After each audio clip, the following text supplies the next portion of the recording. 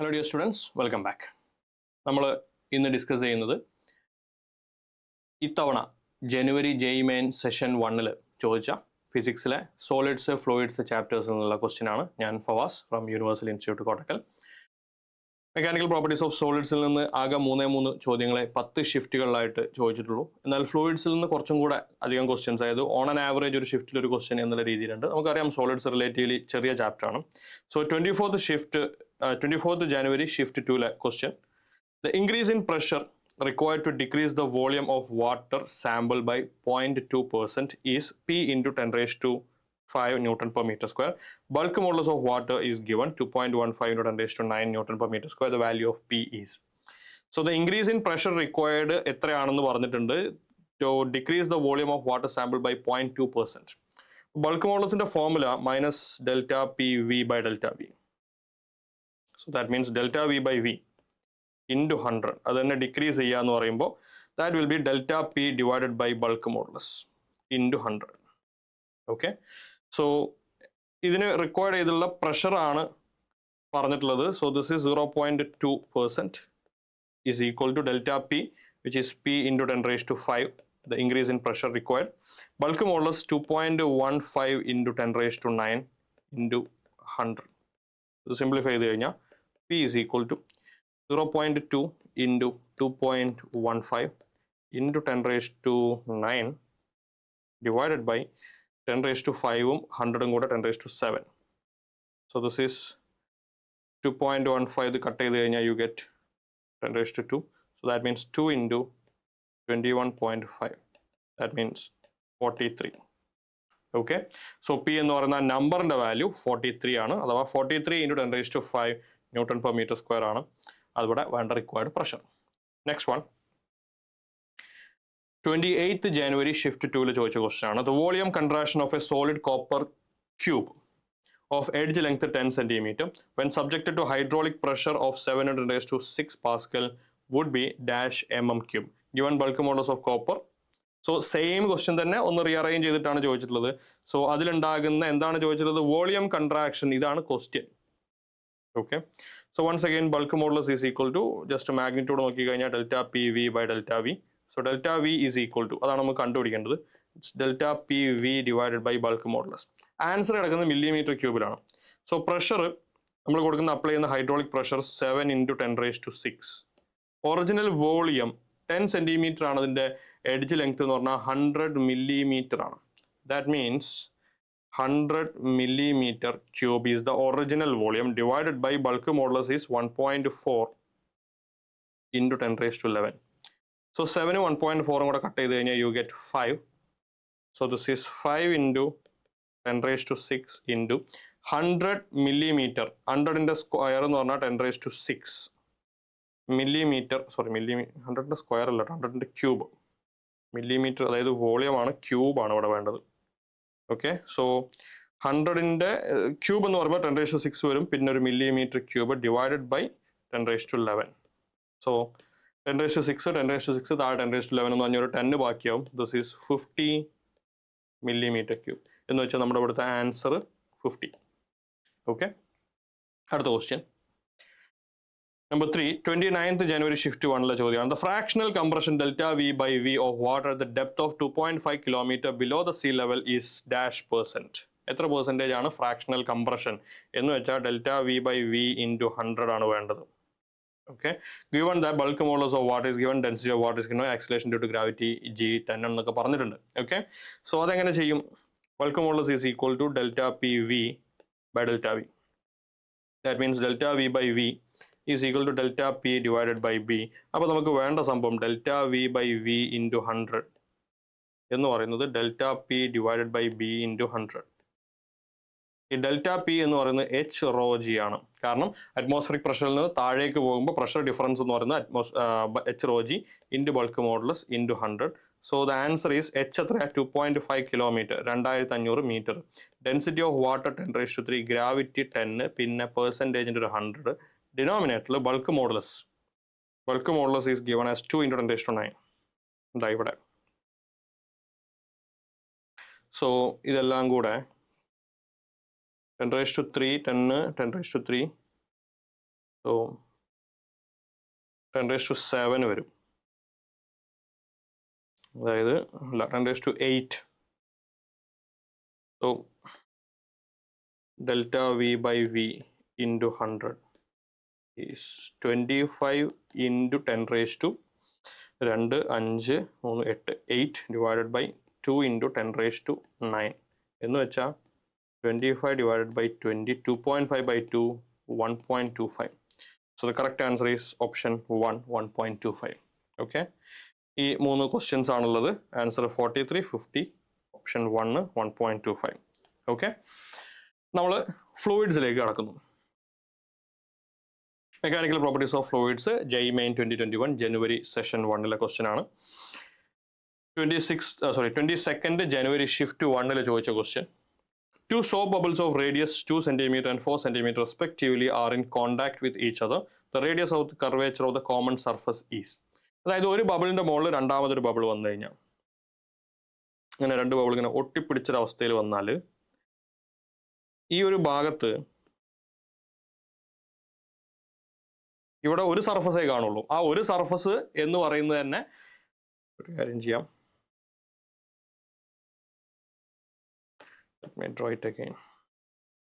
ഒന്ന് വലുതും മറ്റൊന്ന് ചെറുതുമാണെന്ന് വിചാരിക്കും. അപ്പം നമുക്ക് പെട്ടെന്ന്, സോ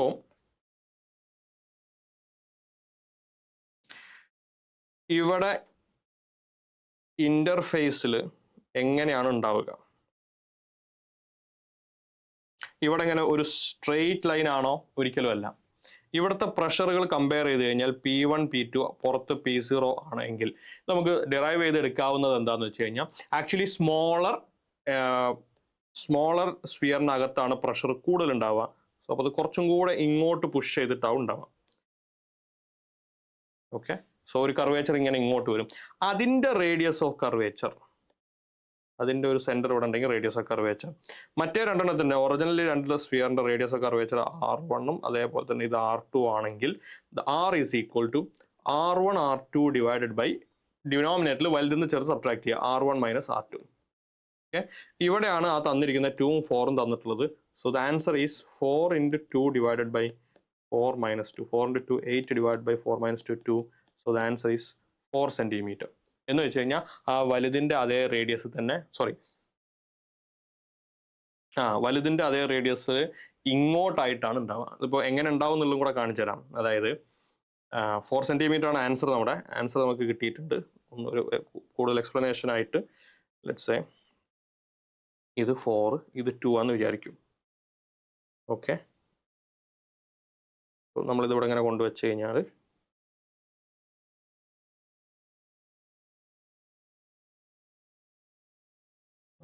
ഇങ്ങനെ വെച്ചാൽ ഇതിൻ്റെ രണ്ടിൻ്റെയും കർവേച്ചർ അല്ല,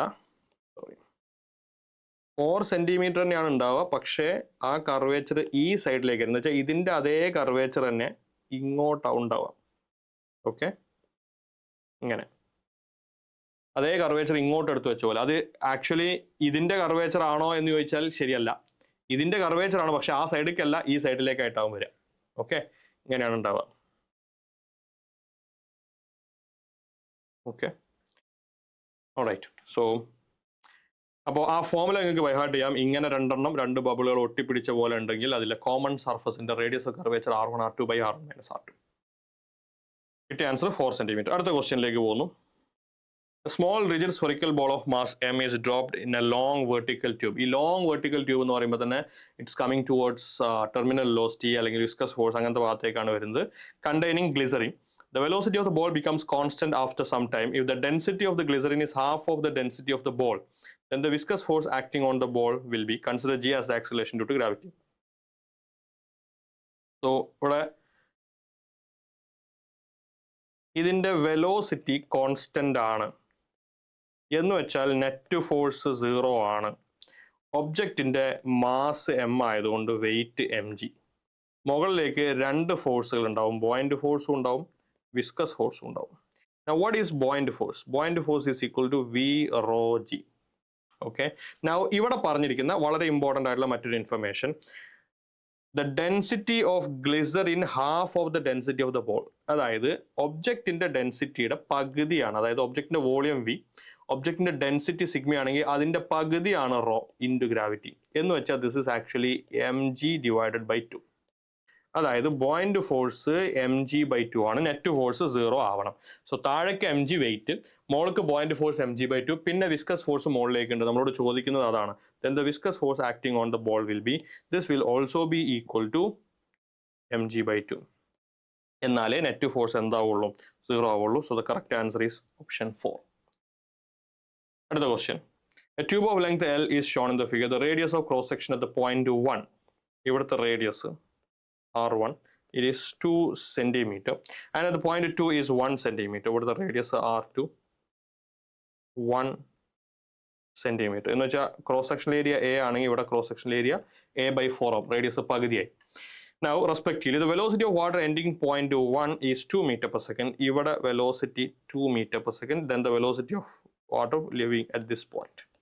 So a1 v1 equal to a2 v2. So a into 2 is equal to a/4 into ഈ കണ്ടുപിടിക്കേണ്ട v. So that means v is equal to 8 meter per second. അതായത് area of cross section 1/4, radius പകുതിയായി, area of cross section 1/4 ആയി. So that means velocity becomes 4 times. Right answer is 8 meter per second. അടുത്ത question 22 January shift 2 ചോദിച്ചാണ്. ഒരു ഷിഫ്റ്റിൽ ഈ ഷിഫ്റ്റിലൊക്കെ രണ്ട് questions ചോദിച്ചിട്ടുണ്ട്. രണ്ടാമത്തെ ക്വസ്റ്റ്യൻ ആണത്, ഒന്നിവിടെ കണ്ടു. അതിൻ്റെ മുന്നേ ഉള്ളത് ഷിഫ്റ്റ് 2 3 ക്വസ്റ്റ്യൻസ് ഫ്ലൂയിഡ്സ് എന്ന് വന്നിട്ടുണ്ട്. ഇത് ഷിഫ്റ്റ് 1 സോ ഷിഫ്റ്റ് 1 ഒരു ക്വസ്റ്റ്യൻ, ഷിഫ്റ്റ് 2 3 ക്വസ്റ്റ്യൻ ഫ്ലൂയിഡ്സ് എന്ന് വന്നിട്ടുണ്ട്. അപ്പോൾ സ്വാഭാവികമായിട്ടും ചില ഷിഫ്റ്റുകളിൽ ക്വസ്റ്റ്യൻസേ ഉണ്ടാവാത്ത ഷിഫ്റ്റുകൾ ഉണ്ടാവും. Okay. A tube of length 1 meter is filled completely with an ideal liquid of 2 meter. Sorry, mass 2m and closed at both the ends. ഇത് ഇങ്ങനെ fluid ഫിൽ ചെയ്തിട്ട് രണ്ട് എൻഡും ക്ലോസ് ചെയ്തിട്ടുണ്ട്.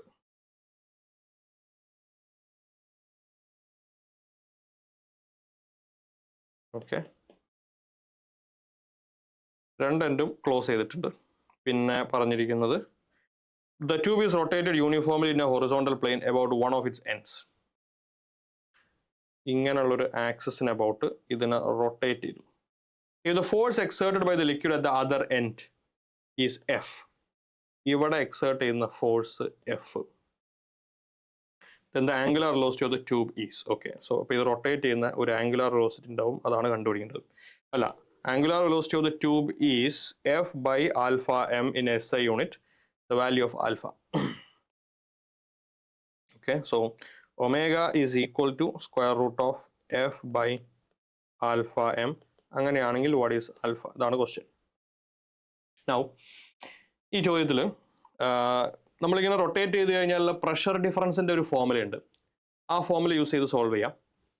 അതല്ല എങ്കിൽ നമുക്കിത് ഇൻ്റഗ്രേറ്റ് ചെയ്ത് കണ്ടുപിടിക്കാം. കാരണം സെൻട്രിഫ്യൂഗൽ ഫോഴ്സ് ആണ് ഈ എക്സ്പീരിയൻസ് ചെയ്യുന്നത്. So let's take a piece over here. ഒരു എക്സ് ഡിസ്റ്റൻസിൽ ഒരു ഡെൽറ്റ എക്സ് വിടുത്ത്, ഇതിൻ്റെ ഡെൻസിറ്റി റോ ആണെന്നും ക്രോസ് സെക്ഷൻ ഏരിയ എ ആണെന്നും ഇരിക്കട്ടെ. അങ്ങനെയാണെങ്കിൽ അതിൻ്റെ centrifugal force delta F is equal to എന്താണ് formula? mr omega square. So delta M R എന്ന് പറയുന്നത് എക്സ്, ഒമേഗ തന്നെ. ആ ഡെൽറ്റ എം എന്ന് പറയുന്നത് density A into area of cross section A into density raw area of cross section A into length delta X, ഇപ്പം മാസായി, into X omega square ആണ് delta F. ഇങ്ങനെ നമ്മൾ ഒരുപാട് സ്ലൈസസ് എടുത്തു കഴിഞ്ഞാൽ ടോട്ടൽ ഫോഴ്സ് എന്ന് പറയുന്നത് integral rho A X D X omega square എന്ന് വരും.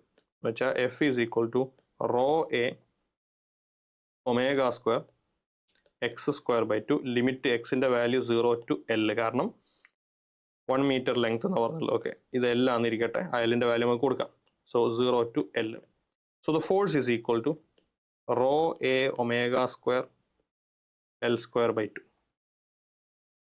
ഓക്കെ, സോ ഇതാണ് നമുക്ക് കിട്ടുന്ന ഫോഴ്സിൻ്റെ formula. F is equal to rho A omega square L square by 2.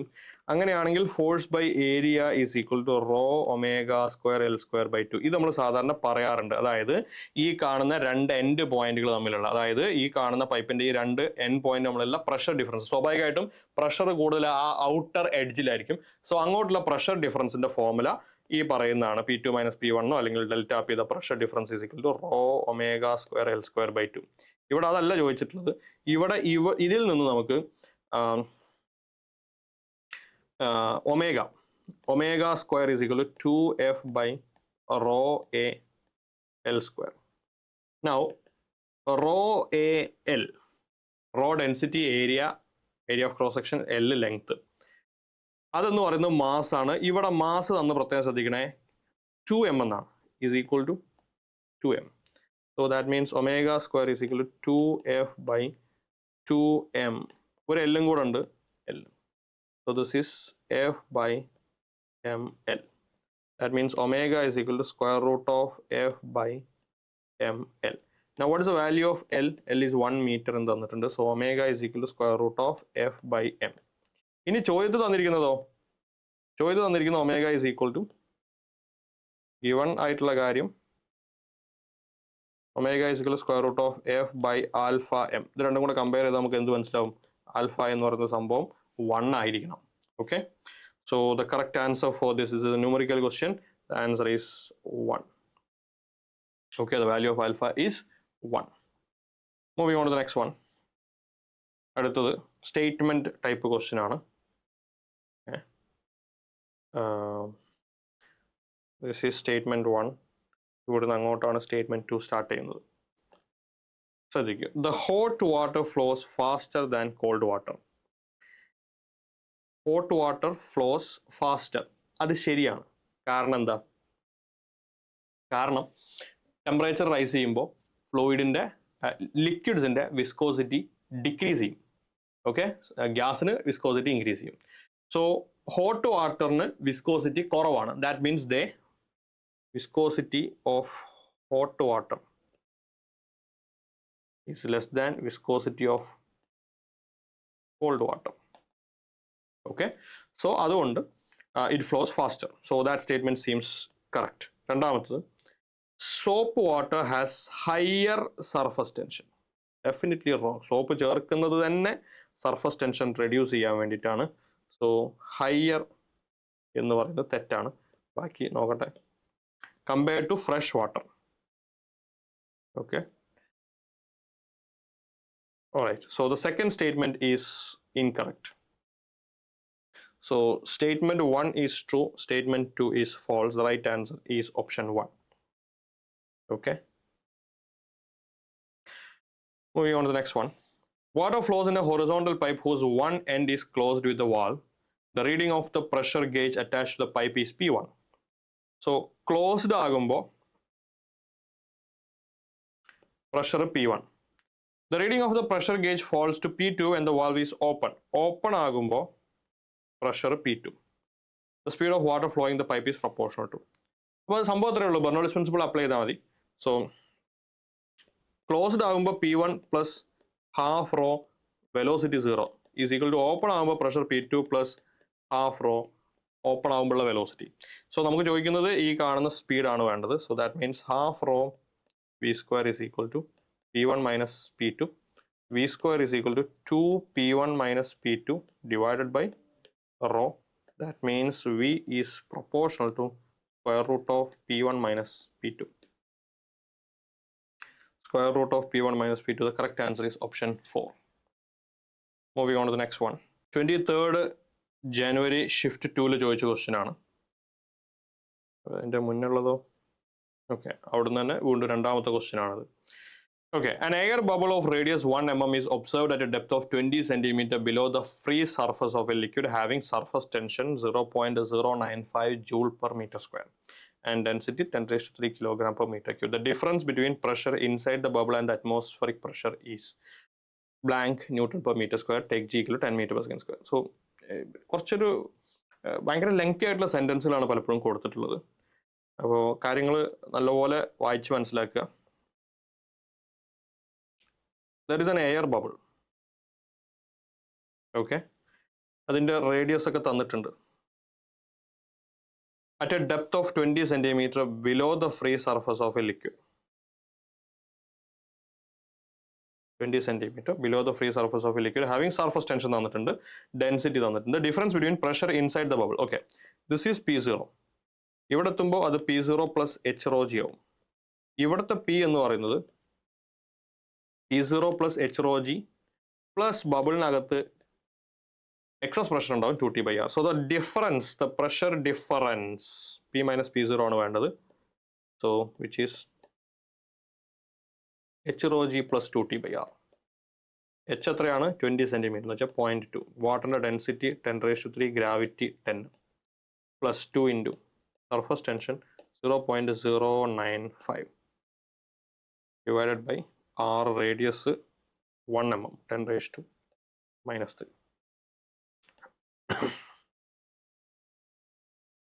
okay, so the pressure difference delta P is equal to ഇത് 2000 plus 10⁻³ എന്നുള്ള 10⁻³ മോൾ വരും, 2 into 95 190, so this is 2190 Newton per meter square. So numerical question ആണ്, ഇവിടെ answer എന്ത് വരും? 2190. okay, moving on to the next one. 24th January shift 1 ആണ്. The amount of work done to break a big water drop of radius capital R into 27 small drops of equal radius is 10 joule. The work done required to break the same big drop into 64 small drops of equal radius will be. So ഒരു വലിയ ഡ്രോപ്പിനെ ചെറിയ droplets ആക്കുമ്പോൾ വർക്കിൻ്റെ formula change in surface energy is surface tension into change in surface area. That means T into n 4 pi small r square. ഈ കാണുന്നതിൻ്റെ radius small r minus 4 pi capital R square. ഇതാണ് formula. ഈ കാണുന്ന ഫോർമുലയിൽ typically ഇവിടെ ഇപ്പം എന്തൊക്കെ തന്നിട്ടുണ്ട്?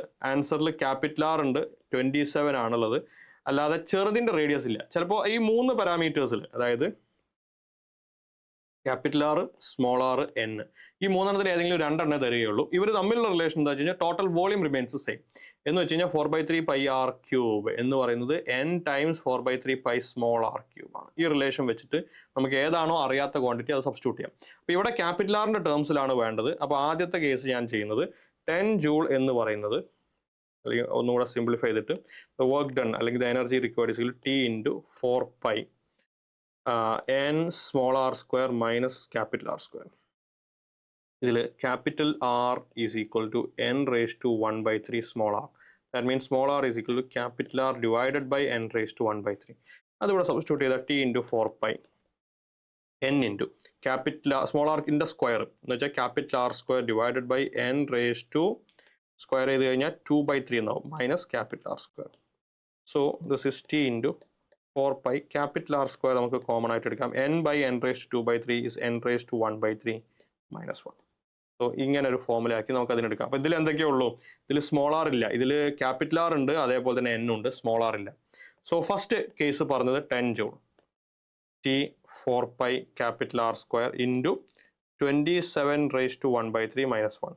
പിന്നെ പറഞ്ഞ വർക്കാണെന്ന് അല്ലെങ്കിൽ എനർജി ആണ് നമുക്ക് കണ്ടുപിടിക്കേണ്ടത് T 4 pi R square, അതേ ഡ്രോപ്പ് ആണെന്ന് പറഞ്ഞിട്ടുണ്ട്, 64ന്റെ ക്യൂബ് റൂട്ട് മൈനസ് 1. ഇത് ഡിവൈഡ് ചെയ്ത് കഴിഞ്ഞാൽ 10/E is equal to T 4 pi R square എല്ലാം ക്യാൻസൽ ആവും. 27 raised to 1/3 എന്ന് പറഞ്ഞാൽ 3 minus 1 is 2 ഡിവൈഡഡ് ബൈ 64ന്റെ cube root 4 minus 1 is 3. So E is equal to 30/2, 15 joule. So this is the right answer, option 1. അപ്പോൾ നിങ്ങൾക്ക് ഇവിടെ by heart ചെയ്യാവുന്ന രണ്ട് ഫോർമുലകളാണ്. ഒന്ന് ഇതാണ് ജനറൽ ആയിട്ടുള്ള കേസ്. അതിൻ്റെ കൂടെ നിങ്ങൾക്ക് യൂസ് ചെയ്യേണ്ടി വരുന്ന കണ്ടീഷൻ ഇതായിരിക്കും. ഇതിലേതെങ്കിലും ഒന്ന് സബ്സ്റ്റിറ്റ്യൂട്ട് ചെയ്യേണ്ടി വരും. യൂഷ്വലി അങ്ങനെയാണ് ഉണ്ടാവാറുള്ളത്. അത് കഴിഞ്ഞതിന് ശേഷം അതിൽ ഒന്ന് സബ്സ്റ്റിറ്റ്യൂട്ട് ചെയ്ത് ക്യാപിറ്റൽ ആറും നമ്പർ ഓഫ് ഡ്രോപ്ലെറ്റ്സും മാത്രം റീറ്റെയിൻ ചെയ്തിട്ടുള്ള ഫോർമുലയാണ് ഈ കാണുന്നത്. Okay, next one 24th January shift 1ൽ തന്നെ ചോദിച്ച ക്വസ്റ്റ്യൻ ആണ്. an air bubble of radius 0.1 centimeter എന്ന് വെച്ചാൽ 1 millimeter at a depth 20 centimeter below the free surface of a liquid of density 1000 kg per meter cube. The pressure inside the bubble is 2100 Newton per meter square greater than the atmospheric pressure, then the surface tension of the liquid in SI unit is. നേരത്തെ ചോദിച്ച ചോദ്യം value ഒക്കെ ഒന്ന് മാറ്റിയിട്ട് തിരിച്ച് surface tension എത്രയാണെന്നാണ് ചോദിക്കുന്നത്.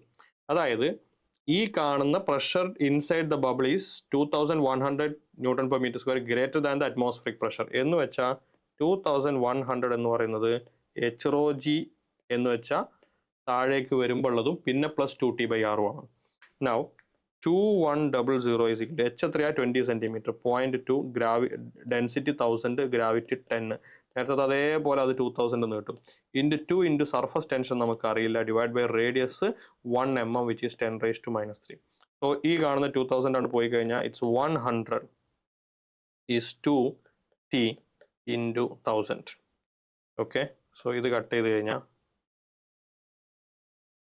1 is equal to T into 20 എന്നും സർഫസ് ടെൻഷൻ T is equal to 1/20 which is 0.05 unit surface tension അല്ലേ, ന്യൂട്ടൺ പെർ മീറ്ററിലാവും വരിക SI യൂണിറ്റിൽ. Okay, so the value is option 2 0.05. ഒരേ ക്വസ്റ്റ്യൻസിൽ നേരത്തെ സർഫസ് ടെൻഷൻ തന്നിട്ടുണ്ട്, ഈ പറയുന്ന HROG + 2T/R എത്രയാണെന്നാണ് ചോദ്യമെങ്കിൽ ഇപ്പോൾ ചോദിച്ചത് ആ വാല്യൂ തന്നിട്ട് തിരിച്ച് സർഫസ് ടെൻഷൻ എത്രയെന്നാണ് ചോദ്യം. ഓക്കെ, അടുത്തൊരു question. Okay. In the experiment for measurement of viscosity eta of a given liquid with a ball having radius R, consider following statements. Experiment for measurement of viscosity eta given liquid, a ball having radius R എന്ന് വെച്ച് കഴിഞ്ഞാൽ നമ്മുടെ terminal velocity measure ചെയ്തിട്ട് viscosity ഒക്കെ ഉണ്ടാക്കുന്ന സംഭവമാണ്. ഒരുപാട് സ്റ്റേറ്റ്മെന്റുകളുണ്ട്. A, B, C, D, E. Choose the correct answers. Okay, അപ്പോൾ 1 by 1 ആയിട്ട് ചെക്ക് ചെയ്യാം. Graph between terminal velocity V and radius R will be a parabola. Terminal വെലോസിറ്റിയുടെ ഫോർമുല എന്താ? Terminal velocity 2/9 R² sigma minus rho G divided by eta. So terminal velocity is proportional to R² parabola എന്ന് പറയുന്ന statement A is correct. ഞാൻ ഓരോന്നും മോളിൽ mark ചെയ്ത് വെക്കാം. Okay, so statement A is correct. Statement A correct ആയി കഴിഞ്ഞാൽ നമുക്ക് ഇത് രണ്ടും അപ്പം തന്നെ പോകും. പിന്നെ the terminal velocities of different diameter balls are constant for a given liquid. Terminal velocities of different diameter balls are constant അല്ല, ഡയമീറ്റർ മാറും, റേഡിയസ് മാറിക്കഴിഞ്ഞാൽ അത് മാറും. So that means B is incorrect. B incorrect ആയതോടുകൂടി ഇതും പോയി, answer കിട്ടി. Okay, four better അല്ലെങ്കിൽ നമുക്ക് ഈ മിസ്റ്റേക്സ് വരുത്താതിരിക്കാൻ വേണ്ടി നിങ്ങൾക്ക് ഒന്നുകൂടെ ചെക്ക് ചെയ്യാം. Measurement of terminal velocity dependent on the temperature. അത് ശരിയാണ്. അത് ഏത് വഴിയിലാന്ന് വെച്ച് കഴിഞ്ഞാൽ അത് ഈ വഴിയിൽ. Viscosity depends on temperature, coefficient of viscosity depends on temperature. ആ റിലേഷൻഷിപ്പ് ഒന്നും നമുക്ക് പഠിക്കാനില്ല, പക്ഷേ റഫ് ആയിട്ട് പറയുകയാണെങ്കിൽ for liquids as temperature increases viscosity decreases, for gases as temperature increases viscosity increases. So അതുകൊണ്ട് ഈ ഡിപ്പെൻഡന്റ് ഓൺ ദ ടെമ്പറേച്ചർ എന്ന് പറയുന്നത് സി ശരിയാണ്. ഓക്കെ, അടുത്തത് D. This experiment can be utilise to assess the density of a given liquid. ഇതുപയോഗിച്ച് നമുക്ക് terminal velocity ഒക്കെ കണ്ടുപിടിച്ച് കഴിഞ്ഞാൽ റേഡിയസ് നമുക്ക് അറിയാമെങ്കിൽ ഈ കാണുന്ന ഫോർമുലയിൽ നമുക്ക് ആ മെറ്റീരിയലിന്റെ ഫ്ലൂയിഡിന്റെ ഡെൻസിറ്റി അറിയാമെന്നുണ്ടെങ്കിൽ മെറ്റീരിയലിന്റെ ഡെൻസിറ്റി കണ്ടുപിടിക്കാം. That seems right. എന്തിനാന്നുള്ള അവിടെ നിൽക്കട്ടെ, നമുക്ക് ഈയും കൂടെ ചെക്ക് ചെയ്തിട്ടൊരു if balls are dropped with some initial speed the value of eta will change. Coefficient of viscosity change ചെയ്യില്ല, അത് ടെമ്പറേച്ചറിനനുസരിച്ചൊക്കെ മാറുന്ന ക്വാണ്ടിറ്റിയാണ്. വിസ്കസ് ഫോഴ്സും ചേഞ്ച് ചെയ്യില്ല, കാരണം ടെർമിനൽ വെലോസിറ്റി അറ്റൈൻ ചെയ്ത് കഴിഞ്ഞാൽ വിസ്കസ് ഫോഴ്സും സെയിം ആയിരിക്കും. ഓക്കെ, സോ ഈ കാണുന്ന ഇ എന്ന് പറയുന്നത് മിസ്റ്റേക്ക് ആണ്. സോ ഡെഫിനറ്റ്ലി ഇപ്പോൾ ഇതെല്ലാം കൂടെ യൂട്ടിലൈസ് ചെയ്തുകൊണ്ട് ഈ കാണുന്ന ഇ വരാത്ത ഒരേ ഒരു ഓപ്ഷനേ ഉള്ളൂ, ബാക്കി എല്ലാത്തിലും ഇ ഉണ്ട്. Okay, so the right answer is option 3 itself. അപ്പോൾ ഈ ഡി എന്ന് പറഞ്ഞ സ്റ്റേറ്റ്മെന്റ് കറക്റ്റ് തന്നെ ആയിരുന്നു. അടുത്ത ക്വസ്റ്റ്യനിലേക്ക് പോയി കഴിഞ്ഞാൽ സിമിലർ ആയിട്ടുള്ള 28th, this was 28th January shift 1. 28th January shift 1 ഒരേ ഷിഫ്റ്റിൽ തന്നെ സെയിം ക്വസ്റ്റ്യൻ തന്നെയാണോ നോക്കട്ടെ. Consider the following statement. A ഒരുപാട് സ്റ്റേറ്റ്മെന്റുകളുണ്ട്.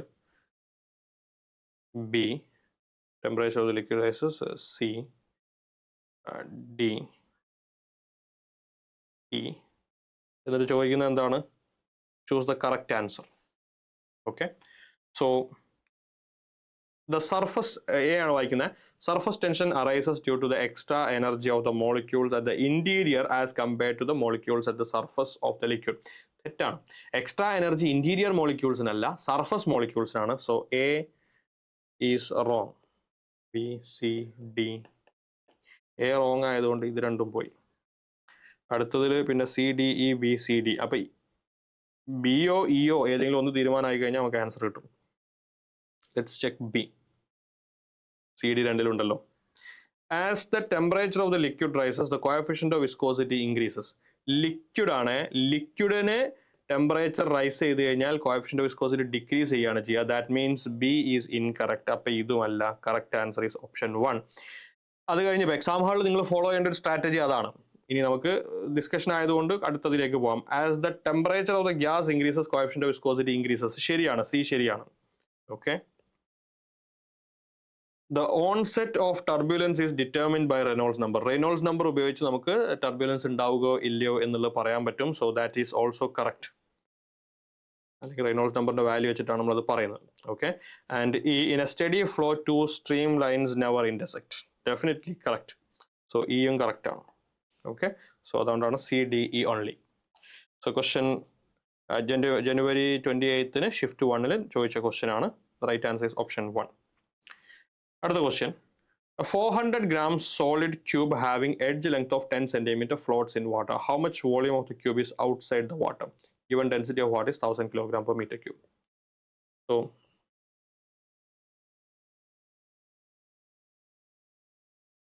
ഒരു ക്യൂബ് വെള്ളത്തിൽ ഫ്ലോട്ട് ചെയ്യുന്നുണ്ട്. 400 gram ആണ്. സോ ഇതിന്റെ വെയിറ്റ്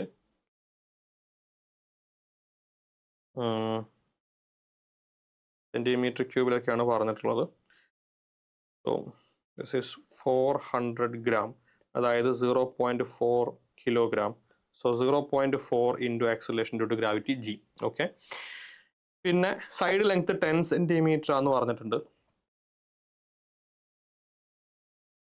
ഇതിൽ നമ്മളോട് ചോദിക്കുന്നത് how much volume of the cube is outside the water. Let's say outside ഉള്ളത് എക്സ് ആണെങ്കിൽ ദിസ് വിൽ ബി 10 - x. അപ്പോൾ ബോയിന്റ് ഫോഴ്സ് എന്താവും? Buoyant force volume submerged into density of water into gravity. So 0.4 g എന്ന് പറയുന്നത് volume submerged എത്രയാ? 10 - x into submerged volume 10 - x into 10 into 10 ഒക്കെ സെന്റിമീറ്ററിലാണ്. So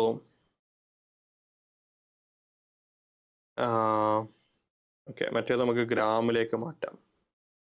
So this is 400 gram into gravity. So into 1 gram per centimeter cube into gravity. ഇവിടെ നമുക്ക് എന്ത് കിട്ടും? Gram cancel ആവും. Sorry, gravity cancel ആവും. സോ ന്യൂമറിക്കലി ചെയ്ത് കഴിഞ്ഞാൽ 400 is equal to 100 into 10 - x. That means x is equal to 4. അല്ല, 100 അതായത് 4 is equal to 10 - x. x equal to 6. So ഈ കാണുന്നത് 6 cm ആണ്. So what is the volume outside? Volume outside എന്ന് പറയുമ്പോൾ 10 6. That means 600 centimeter cube. Correct answer is option 2. 600 centimeter cube. Moving on to the next one. 28th January shift 2 question. A thin transparent film with a refractive index 1.4. Refractive index 1.4 is held on a circular ring of radius 1.8 cm. Okay. Fluid on the film the fluid in the film evaporates such that the transmission through the film at a wavelength of 560 nanometer goes to a minimum every 12 seconds. Assuming that the film is flat on its two sides, the rate of evaporation is. Rate of evaporation is blank pi into 10⁻³ meter cube per second. Okay. So ഒരു ring, ആ റിങ്ങിൽ ഒരു transparent film ഉണ്ട്. So what we have is a transparent film.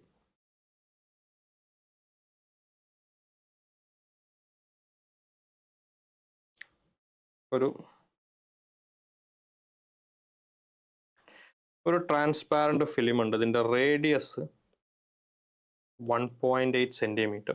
ഇതിന്റെ thickness പറ്റി ഒന്നും പറഞ്ഞിട്ടില്ല. ഇതിന്റെ refractive index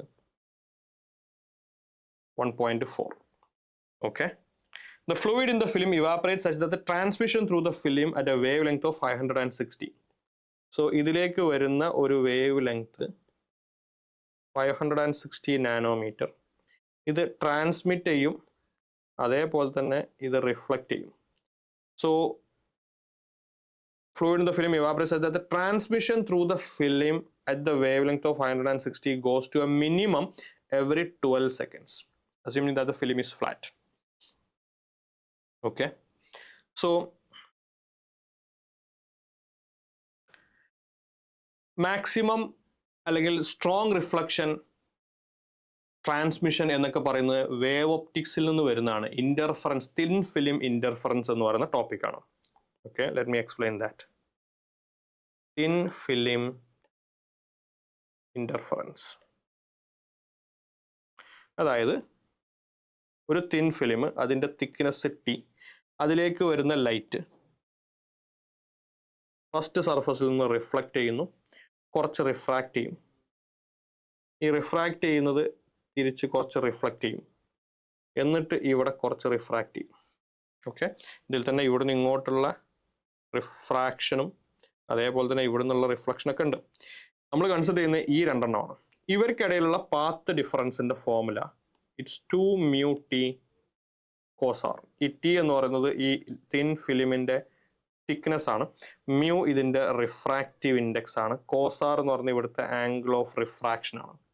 Now അതിൽ തന്നെ ഒരു അപ്രോക്സിമേറ്റ് ഫോർമുല എന്ന് പറഞ്ഞു കഴിഞ്ഞാൽ ഫോർ നോർമൽ ഇൻസിഡൻസ്, ഈ ഭാഗം കണ്ട് പരിചയമില്ലാത്തവർക്ക് വേണ്ടിയിട്ടാണ് ഇത് എക്സ്പ്ലെയിൻ ചെയ്യുന്നത്. For normal incidence delta X is approximately നമുക്ക് 2μT എന്നെടുക്കാം. നൗ ഫോർ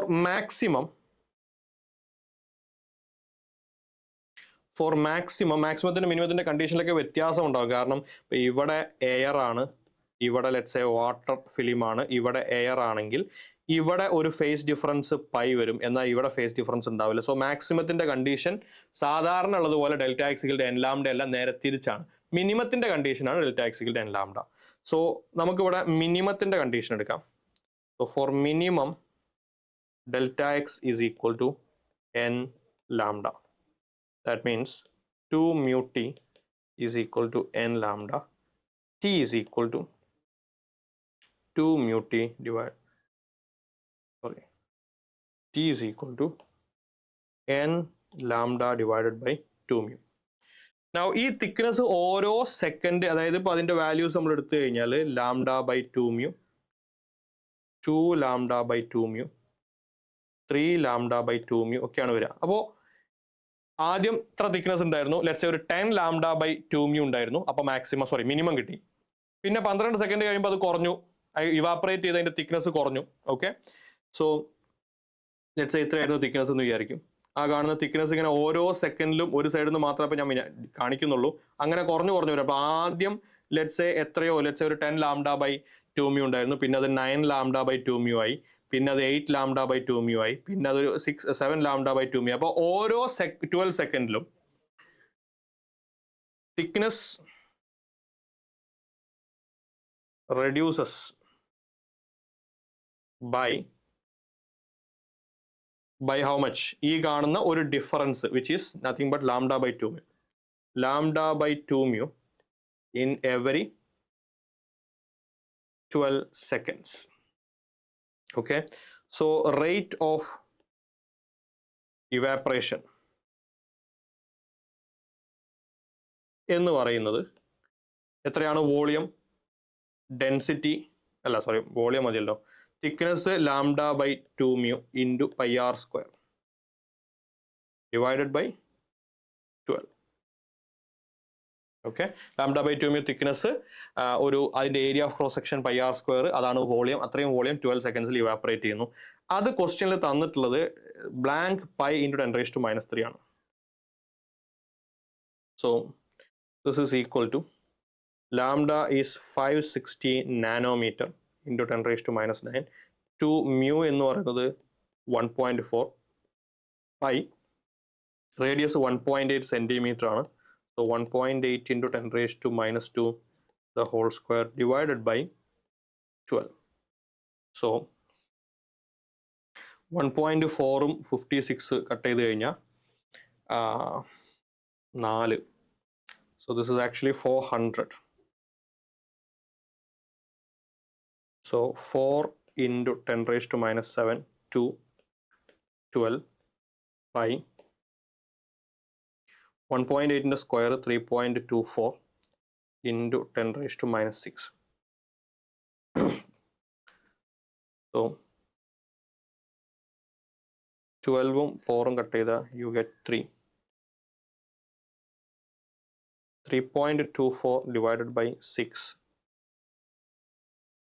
pi into 10⁻⁴ ആണ്, 10⁻⁻11. ക്വസ്റ്റ്യനിൽ 10⁻⁻13 നമുക്കൊരു 324 എന്നാക്കാം. So the answer is 324 pi by 6 into 10⁻⁻13. 324 by 6 എന്ന് പറഞ്ഞാൽ 350, പിന്നെ 6 4 54 pi into 10⁻⁻13. So നമ്മുടെ ആൻസർ 54. ഇതാണ് ആൻസർ. ഓക്കെ, ഇത് ആക്ച്വലി ഫ്ലൂയിഡ്സിൽ നിന്നുള്ളൊരു ക്വസ്റ്റ്യൻ ആയിട്ട് കണക്കാക്കാൻ ബുദ്ധിമുട്ടാണ്. കാരണം ഇതിൻ്റെ കൺസെപ്റ്റുകൾ വരുന്നത് വേവ് ഒപ്റ്റിക്സിൽ നിന്ന് തിൻ ഫിലിം ഇൻ്റർഫറൻസ് എന്ന് പറയുന്ന ടോപ്പിക്കിൽ നിന്നാണ്. അത് നിങ്ങൾ പഠിച്ചിട്ടില്ല എന്നുണ്ടെങ്കിൽ അതൊന്ന് വൃത്തിയായിട്ട് മനസ്സിലാക്കി വെക്കാം. ഇതൊരു NCERT ടെക്സ്റ്റ് ബുക്കിലുള്ളതല്ല, പക്ഷേ JEE മെയിൻസിൽ അഡ്വാൻസിലൊക്കെ ഒരു അഡീഷണൽ ടോപ്പിക്ക് പോലെ മുമ്പൊക്കെ അല്ലെങ്കിൽ ഇപ്പോഴും ചോദിക്കുന്ന ഒരു സാധനമാണ് ഈ തിൻ ഫിലിം ഇൻ്റർഫറൻസ്. ഓക്കെ, അടുത്ത ക്വസ്റ്റ്യൻ 29th January ഷിഫ്റ്റ് 1 ചോദിച്ച ക്വസ്റ്റ്യൻ ആണ്. In a hydraulic lift, the surface area of the input piston is 6 cm², and that of the output is 1500 cm². A 100 Newton force is applied to the input piston. 100 Newton force to raise the output piston by 20 cm. So displacement 20 cm. Then the work done is അപ്പുറം actually equal ആയിട്ടാണ് വരിക. Okay, അപ്പോൾ ഈ കാണുന്ന 100 newton ആണെങ്കിൽ ഈ 1500 എന്ന് പറഞ്ഞു കഴിഞ്ഞാൽ ദിസ് ഈസ് 1:250 എന്ന് വെച്ചാൽ this is 250 100 newton. Sorry, 250 into 100 Newton. Okay, so the work done is equal to 250 0 into displacement 0.2. അതായത് 2500/2, which is 5000 അഥവാ 5 kilojoule. So the answer is 5.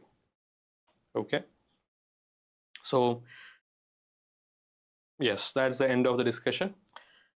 അപ്പോൾ ഫ്ലൂയിഡ്സിൽ നിന്ന് 14 ക്വസ്റ്റ്യൻസ് 10 ഷിഫ്റ്റുകളായിട്ട് ചോദിച്ചിട്ടുണ്ട്. ഏതൊരു ഷിഫ്റ്റിൽ നമ്മൾ 2-3 ക്വസ്റ്റ്യൻസ് ഒക്കെ കണ്ടിട്ടുണ്ട്.